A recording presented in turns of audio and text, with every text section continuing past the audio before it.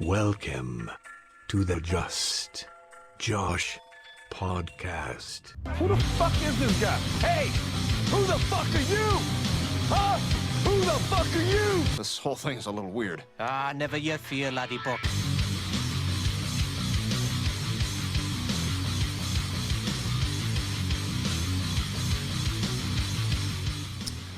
I appreciate you getting up early with me and doing the podcast. How was your weekend? It was good. It was good. Much like the many before it at this point, it was fairly relaxing, you know? Mm-hmm. So you, I know you had just visited some family. Was that for Fourth of July weekend? Yeah.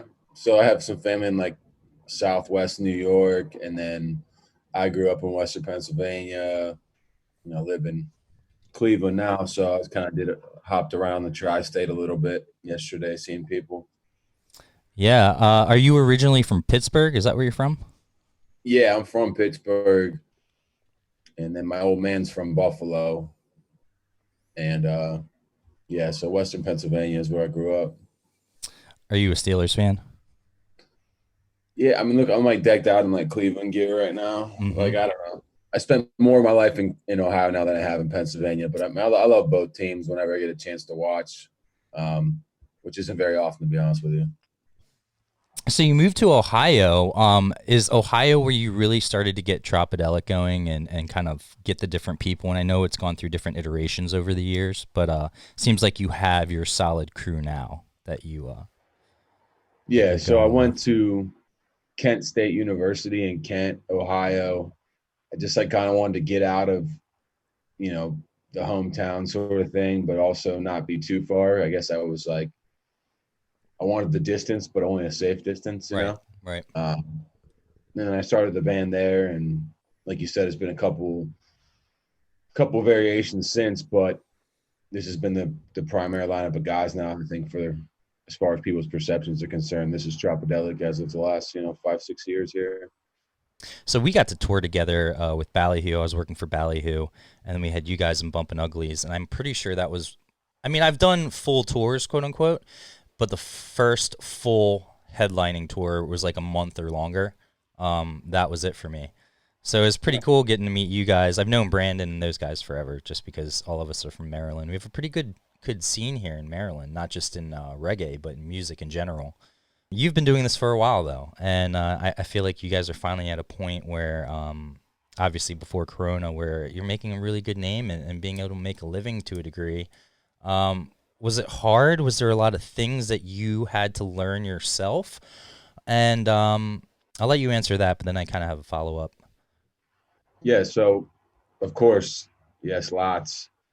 I think about this. It's a stupid thought because it's not really how life works. But, if I could take my younger self and just shake them and say, listen to these people that are telling you these things. Right. Or, or just trust your gut more and just go all in when if I had done some things differently, I could have been way ahead now. But I know that's just how life works. You learn the hard way to improve. But, yeah, certainly. I mean, I'm still learning. I think that's a beautiful thing, though. We're all still learning, how to kind of navigate. Oh, yeah. Life, our businesses or whatever else, but. Yeah, I certainly, I wouldn't say I was naive because I always knew what it took and being able to tour and do other things as far as management goes. I really wanted to, I started the management group because I really just wanted to help other bands. When I started in music, I never had that opportunity, or I never had that person that was just like, I get you have a passion for it, but now you have to put it into tangible action. And especially these days, it's not like the 90s where I even some of my friends from high school growing up, got signed to record label deals with decent labels or, big independent labels. And it's not like that anymore. It's literally all touring, merchandise, how you guys are branding yourselves. No one's really making money off of Spotify or anything, and unless you're the top artist, because it's a pool. So kind of navigating those waters now with coronavirus and you guys not being able to tour as much.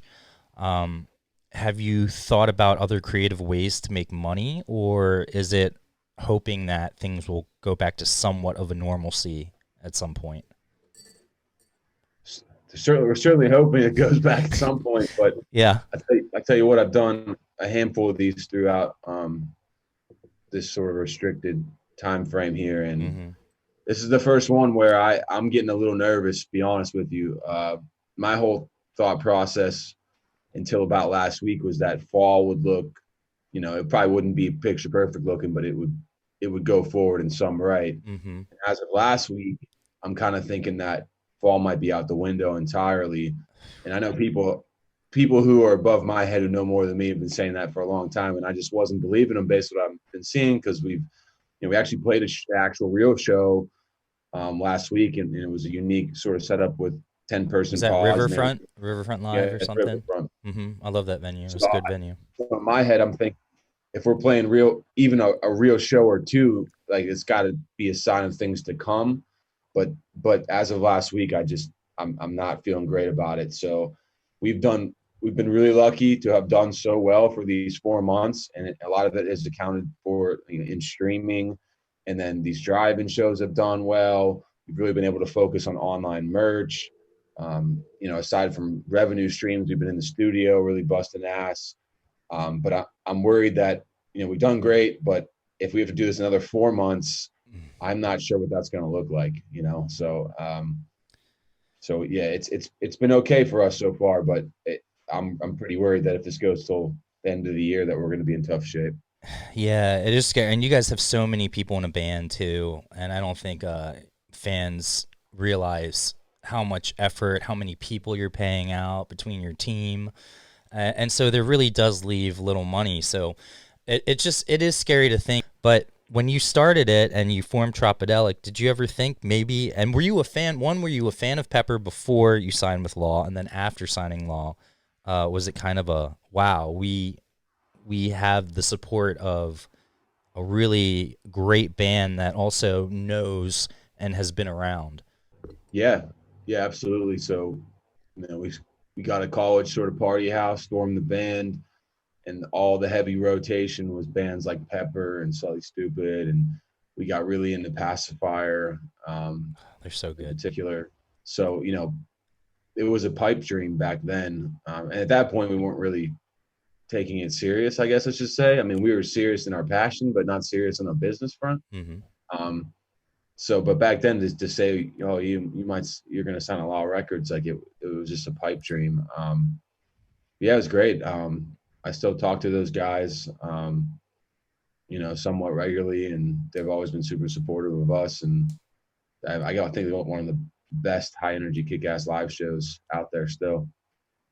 Yeah, it is incredible. And speaking of kick-ass live shows, you guys definitely put on, for sure, one of the best. You have so much energy, and with your horn section, James and everyone. Is that something that you guys, when you finally kind of got your core together, you're like, look, we have the ability and the want to make our shows stand out from other people. Anyone can get up and play music. I see it all the time. But are you going to actually add in elements of choreography and other things that kind of emphasize the music? Yeah, I mean, it was definitely, there was definitely discussions. I can't remember specifically, but it was definitely a concentrated effort. Like, hey, a lot of these bands just kind of stand there and play guitar. Like, it's always been since day one, like, how do we set ourselves apart here? What can we do to make sure people leave feeling like they got their money's worth? And none of us are dancers by any means, but there's little things you can do here and there, and on and off stage, to kind of make sure people feel like they're getting what they paid for.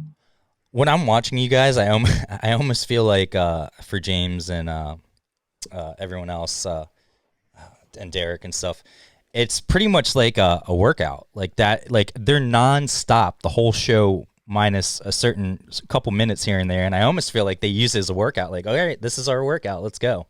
What's pretty wild is that I had a Fitbit before this all happened, but I've been really like monitoring that sort of stuff. I've also got really into running since this all happened. I think you posted you ran like 3 days in a row, and one of them was like 8 miles, like a good 8 miles on the third day. Yeah, so I'm not that it's like anything crazy for somebody that runs, but I'm at 190 miles in April. Damn. But I noticed on my Fitbit that after one of these streams, like, the calories that I burned were like exponentially more than when I would run 5 miles a day before, you know? So Oh like, yeah. and that's not, and I don't even get into it as much as the horn section does, but just like doing a 2 hour live show, I think people don't realize how, you know, how taxing that might be, you know, just moving around slightly even, you know, but that was pretty wild to me. I was like, it was like 5,000 or 6,000 calories versus what would have been like 3,500 Yeah. just going for a jog, you know? Yeah, because I feel like a jog, you're kind of just going through the motions to a degree, even if you're pushing it a little bit. But Yeah. here, like when you're on stage, it's like the full body, you're getting into it. You know, you're singing, so you're using your lungs and everything as well. Yeah.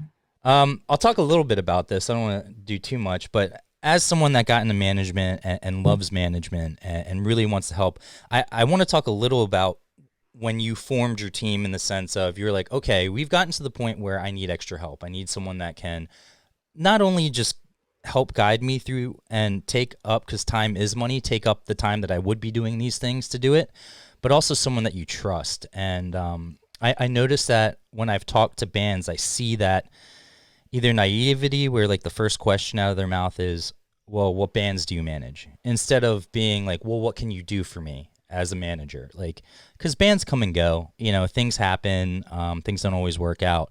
So to me, when people ask me, well, what band do you manage? To me, it shows they're not serious, because if that's the first question out of your mouth and that's what you're most worried about is who the person's working with and how that can benefit you, as opposed to what can he do with what we have right now. Just talk about you going into looking for management, really, and just kind of getting with Nibble, Slick, and Ineffable, and why it was important for you to go with those two groups. Yeah. So I think the first step is that there has to be somebody in the band that's like willing to serve that role at first. Mm-hmm. And granted, there's exceptions to every rule. I guess some bands are just playing music and partying and get picked up, and it's that easy for them. But a lot of, I think for the most part, somebody's kind of serving that role. Mm-hmm. And for me personally, it was like, okay, I can't, at the rate we're growing, I can't continue to do all these things as well as perform and, you know, just be an artist. And it was like, you know, it was a natural progression. It was like, we need somebody else here because I literally cannot keep up any longer. And you know, the booking agency thing as well, and to a different degree, is it's the obvious logical step if you want to play solid shows and you don't want to represent yourself. I've heard a lot of different stories, but there was, you know, there's definitely a time where I had a fake email address with a fake name, and I was booking shows for us because, you know, because Yep. it's, you want somebody else representing you versus you negotiating with a venue as an artist itself. But Mm-hmm. we have our current manager's name's Miles Wheelo. He was like our longtime consultant and friend, and now he's operating in general management capacity under Ineffable, which honestly I don't think has been officially sort of announced here. So maybe I shouldn't even say that. Oh, well, I can edit that out too if we need Okay. to. Yeah, no worries. Yes. But anyway, yeah. So, but I kind of agree with what you're saying in the sense that, you know, if someone asks, they might be. It depends what their motive is. If they ask who you're managing, it might be like, well, what kind of track record you have? You know, what's your credentials? Right. But the number one thing is, do you trust the person and do they believe in you? Like, do they have sincere investment in you outside of monetary gain? Yeah. And that really starts from like a trust sort of friendship level, I think. Let's really quickly do some fan questions, just because you guys, I have not seen a more dedicated fan base, really in person or just on the social media at least, than you guys have, minus 311. Like, your fans are pretty much, you know, right on par of just being so loyal and such great fans. And you've gotten to do a couple things. You got to do the cruise and 311 Day recently. Talk a little bit about doing that and how much fun that was. I was in 7th or 8th grade. Me too. And the Blue record came out, and I was exploring with being a skater kid, and Mm-hmm. you know, that Down video would come on MTV, and it was like, whoa, you know, I still rock that song. Like, that song never gets old when they play it live. I get so pumped up. yeah. And then sort of getting into college, when my musical taste started expanding, I would get into all the back catalog, and might have done some experimentation with Transistor, like just sitting in the basement at the party house and whatnot. So yeah, I've been a fan for a very long time, and be able to play those events. I definitely, in our sort of timeline of history, the first couple shows of 311 back in 2017 was certainly like a major sort of blip on our trajectory, because of it then opened up the door to us to this, the rabid fan base of people, and we've had so many good friends and generated from that sort of opportunity that we have with them. And it's 311 Day was awesome. That's another thing I'll never forget, because we were at the MGM in Vegas when all this news of the virus started breaking, and then the drive home from there is one I'll never forget the rest of my life, because we're driving across country and just everyone's in the van like, holy shit, they just said this and that and this and that, and it's like everything's sort of going down as we're leaving 311 Day.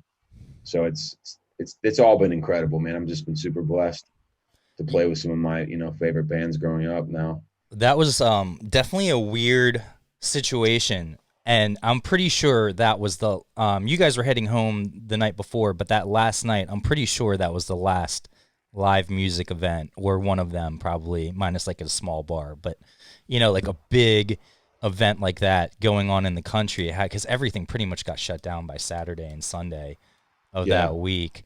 Is there anyone you'd like to collab with that you haven't, as far as your solo stuff? Is Icarus Rhodes? Yeah, I mean, like I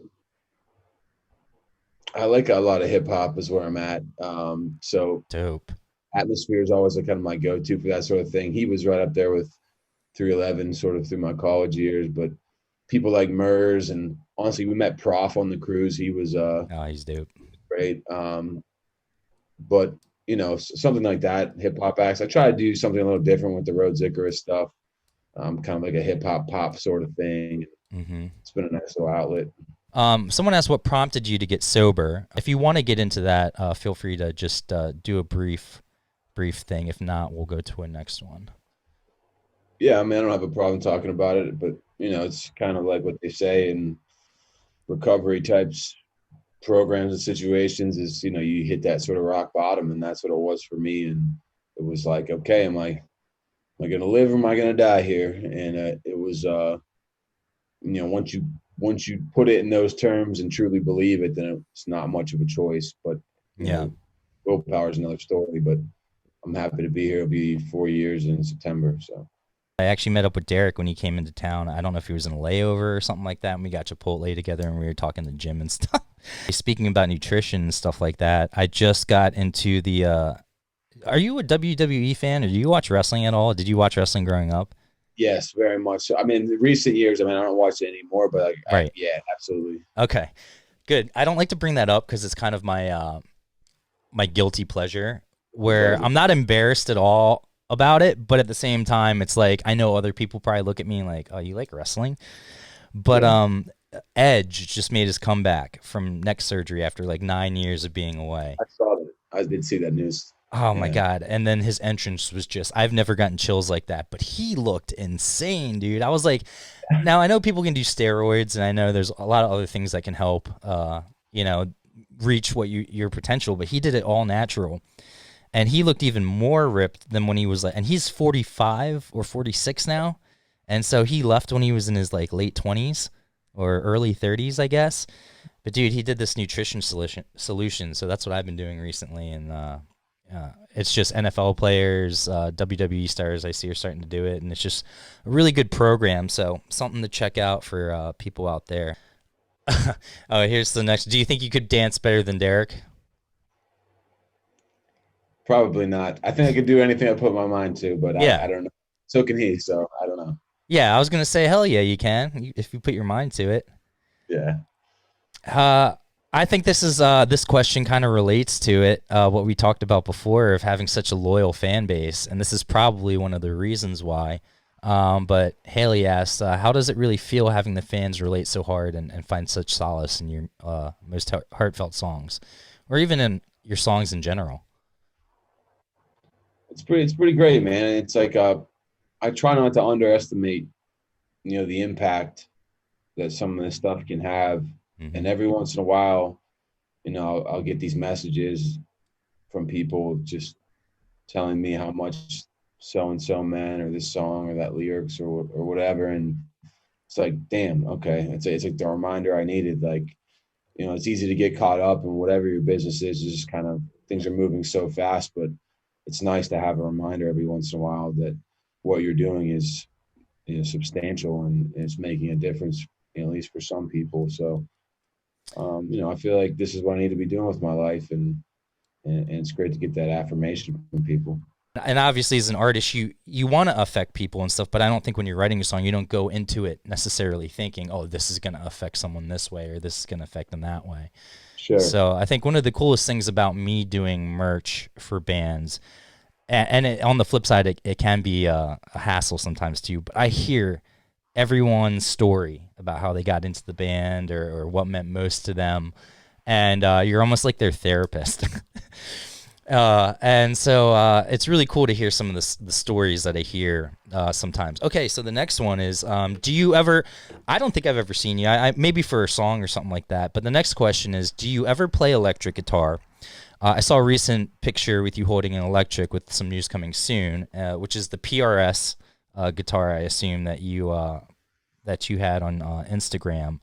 So talk a little bit about playing acoustic and how that's different in a band like yours, because I guess you could easily just play electric to your songs, but then it wouldn't have that same Tropidelic kind of tone and feel, I feel like. Yeah. So, yeah, I'm going to be moving to electric. Yeah. So, okay, so you are?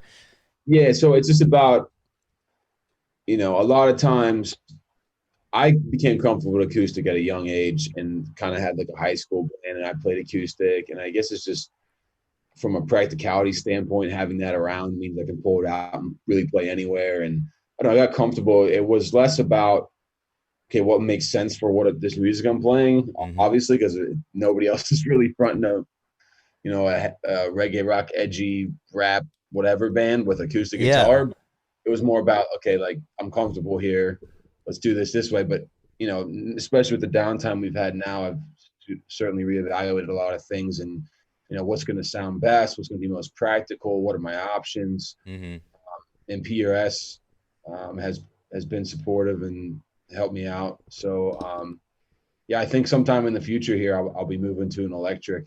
And I just got a Kemper too, which I've been consulting with people on. We've been using it in the studio. So I think that's going to be the move here at some point. Dude, Kempers are so great. It just, like, if I had one of those, I could just cut out. I have a half stack and some other stuff. And when I was younger, like, dragging that stuff around was such a pain in the ass. Right. Speaking of acoustics, I actually got a couple Martins here. Well, if you can see it. And man, these sound just beautiful. And then I won't grab it because I don't want to waste too much time, but it's pretty much the same model, but it's a 12 string. I don't know if you've ever played a 12 string, and I just think that's so cool. Kind of having, it's almost like wind chimes, or it almost sounds like you're playing a harp too at the same time. Yeah, that's awesome. They have great sound. But speaking of PRS, I think they're a Maryland-based band, or PA, at least Maryland or PA, right? And they have a factory down in Maryland, so I know Bumpin's been a lot of our local artists. They hook them up, dude. They really take care of artists. Yep, they've been great, man. A lot of different people rocking the PRSs now. I mean, and I think that's why they're a brand, is because they're like, okay, well, if we might lose money in the sense of giving it to it, but giving an artist a steep discount, or even giving them free stuff, but they do it in the right way, is that they really stay true to the local artists and helping bands, them reaching out to all the local scene and saying, you know, we believe in this, and this is what we want to do, and this is what we stand for.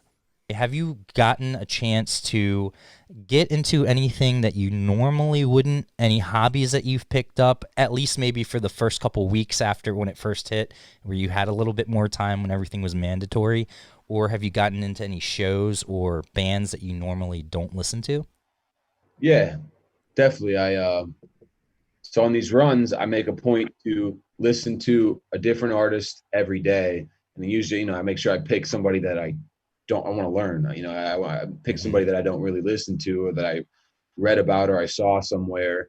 And that's really helped me, honestly, be more well-rounded. I've been getting into like the audiobook things too. Like I just did the Flea Acid for the Oh Children. yeah. I'm working on the NoFX one now, which is like I literally can't stop listening to it. It's like some of the best content I've ever really like.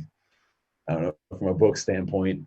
And there was honestly, it got bad there for a minute where I was like, man, should I buy an Xbox or something? But I stand by, like, I haven't been bored in like 15 years. Like, so like I, if I was, I just don't see that. Like, I would love to play video games. I don't judge people that play video games. Like, Right. I can see that, like, it's awesome, but I didn't do it, and I'm glad I didn't, because I got addicted personality, obviously, and I don't see that as just time well spent, really, you know. Yeah, I've always had really bad luck with video games, and like you said, it's not that I have anything. I love playing them and stuff, but one, I just don't have time, and two, I've always had such bad luck. The first, like we had, like I'm pretty sure I even had Atari when I was super young, and Yeah. then Nintendo, obviously. I think we even had Super Nintendo for a little bit. After that, though, I didn't get anything until Dreamcast, and that was great. But I had waited, and when I finally got it, they stopped making games for it like 2 weeks later. No joke. I was like, what the hell? And it was because people could burn them back then. They found a way to burn the CDs, so you could just give them to your friends for free. So they had to get rid of the whole system. The next one I got was the Xbox 360 in college. And a month after getting it, it got like the 3 rings of death. And then they wanted like $150 to fix it. I'm like, wait, I bought this brand new. I shouldn't have to pay to get it fixed, you know? Right. So I've always had bad luck with that, which stinks. But I usually don't get into much politics or anything else. But this isn't a political issue to me. In fact, I hate that with the two-party system that we have in America, we turn things that aren't political issues, or honestly turn everything into political issues.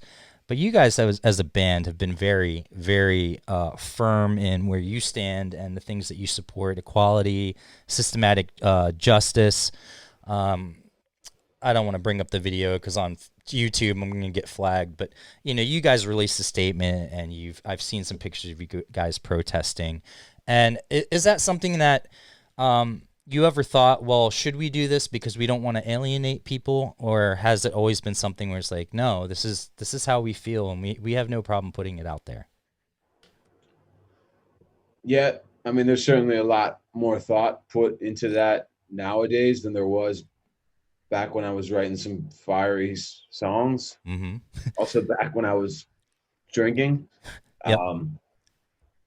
It's a tough thing, man. I mean, I'm a big believer, and then there's obviously right and obviously wrong. I was taught what was right and what was wrong. There's a lot of things wrong right now. And then you got these people, though, that shut up and play music, stick to the music sort of thing. And it sucks. I mean, I'm not woe is me. I mean, we've been blessed, we've been lucky, and this is part of this comes with the turf, so, but it's definitely consideration. It's so polarized right now that you're putting yourself at risk with anything, but there's also comes a point where it's like, how can you not say anything? And I certainly think that we're in it right now. This is the point. I mean, I've seen lots of artists who may have otherwise said nothing forever coming out and showing their support. You guys do your annual Freak Stomp, and I got to go to one of them, and man, is that a great one festival just because of the vibe and the fans and everything, but two, really well put together. Thanks, man. Yeah. Was that something that you guys have been wanting to do for a long time as far as when you first started it? Because I know it's about 5 years old now, 4 or 5 years old. Yeah. Right? I think this year would have been the 5th year. Yeah, certainly. I personally never wanted the responsibility of organizing, coordinating, all something like that. But the idea itself, especially being out here, there's a lot of like smaller, mid-sized festivals in Ohio. We wanted to do it. So, within the first couple years, we sold out the capacity of the smaller location we were at and moved to a bigger one down towards Butler. And then, unfortunately this year, it's just a matter of, people's safety and the resources and the infrastructure. And it's, we've announced a few other things that we're doing even on that same weekend. And people have been asking, well, how can you cancel your event but go play these others? And then the short answer is we don't feel safe about it. Right. Feel about keeping people safe and keep, regulating the safety sort of aspect of things. But if other people do, this is how we make our living. Yeah. So we're going to take opportunities, but that's somebody else's, incurring the risk of, hey, if you feel you can strongly about that, you can keep people safe and do this the proper way, more power to you. We have to kind of move forward at some point. But us personally, we did not want to take on that sort of responsibility with what we have available to us. So.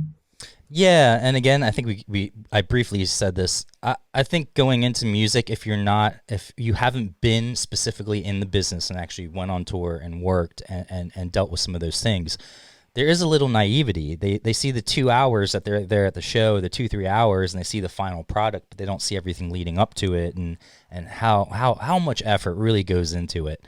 So so I can understand why people think that, but just know, yeah, like you said, it really is coming from a place of safety and well-being, and that's why there are production companies. That's why there is management. That's why there are other things to take care of a lot of that stuff for the artist, because they do have experience and kind of knowledge in that area.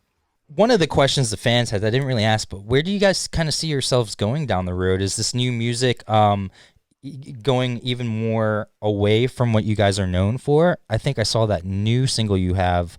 You put out Snowman with Jared, and then you also have the Modest Yahoo thing, which I think was awesome. Really, really good. Both those songs are really, really good. Are you going to kind of go in that kind of a direction with that kind of a sound, or is it really just it's what comes out organically? It is what comes out organically, and I think more so than a lot of other people. I mean, we'll go drastically different from track to track on records, let alone record to record. So it is, and that's not even intentional. That's just sort of like us finding our sound, us playing what the music we want to play. And I've always loved the reggae rock sort of thing, but I've always loved a lot of different other things too. And I think we're still kind of reconciling all these different aspects of who we are and the music we all like as individuals and as a band. And so I think it's going to be more of the same in the sense that we're going to be doing something different all the time. Yeah. But I guess that's probably all I should say about that. Yeah, for sure. Well, man, look, I appreciate it so much. Even when I was setting this up and they were like July 5th, I'm like, really? That's July 4th weekend? I don't want to take away from the festivities. So I appreciate you, man, coming on here, taking the time to talk a little bit. And I got a picture up. Here's my studio. Next time you guys are in town, I have 5 bedrooms, plenty of space for you if you want to take it. Plenty of room for a bus or a trailer. Where you at? What city you guys in over there? So I'm in Baltimore, and yeah. Okay. So even if you're coming through and playing like any of the Mid-Atlantic states or something, and you just want a place to crash or just to rest your feet, take showers and stuff, I really try to surround myself as much as possible with just good people, or I try to connect with good people, and you're definitely one of them, man. So hopefully we can have the whole band on here in the future, and then have everyone on. But it was great getting to know you personally, because I know every time I've kind of seen you has either been at a show or I've been working. When I'm on tour, I'm working, so it's hard to kind of get personal with people. So thanks so much, man, and stay safe. And is there anything else you want to rep or anything you have coming up? Stay tuned for a new album dropping in fall. And other than that, we really appreciate everybody's support throughout all this. Like, really, really appreciate it. So thank you guys so much for everything. And stay tuned for more. Awesome, dude. Take care. Thank you so much, man. Thanks, brother.